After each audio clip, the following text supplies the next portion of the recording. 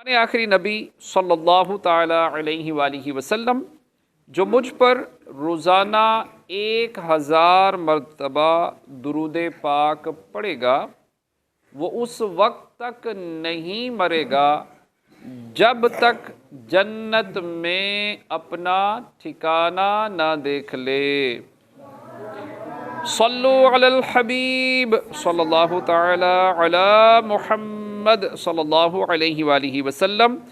11واں سپارہ سورہ توبہ کی آیت نمبر 96 اللہ رب العزت کا فرمان عالی شان ہے، یحلفون لکم، تمہارے آگے قسمیں کھاتے ہیں، لترضوا عنہم، کہ تم ان سے راضی ہو جاؤ، فَإِن تَرْضَوْا عَنْهُمْ، تو اگر تم ان سے راضی ہو جاؤ، فَإِنَّ اللَّهَ لَا يَرْضَى عَنِ الْقَوْمِ الْفَاسِقِينَ، تو بے شک اللہ تو فاسق لوگوں سے راضی نہ ہوگا۔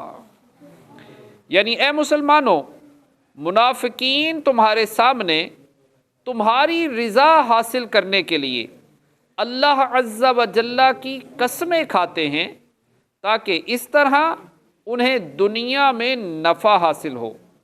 اے ایمان والو، اگر تم ان کی قسموں کا اعتبار اور ان کے عذر قبول کرتے ہوئے ان سے راضی ہو بھی جاؤ تو انہیں کوئی فائدہ نہ ہوگا، کیونکہ اللہ تعالیٰ ان کے دل کے کفر و نفاق کو جانتا ہے، وہ ان سے کبھی راضی نہ ہوگا۔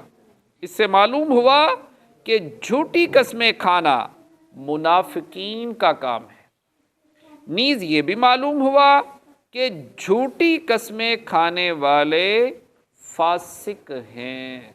صلو علی الحبیب صلی اللہ علیہ محمد صلی اللہ علیہ وسلم۔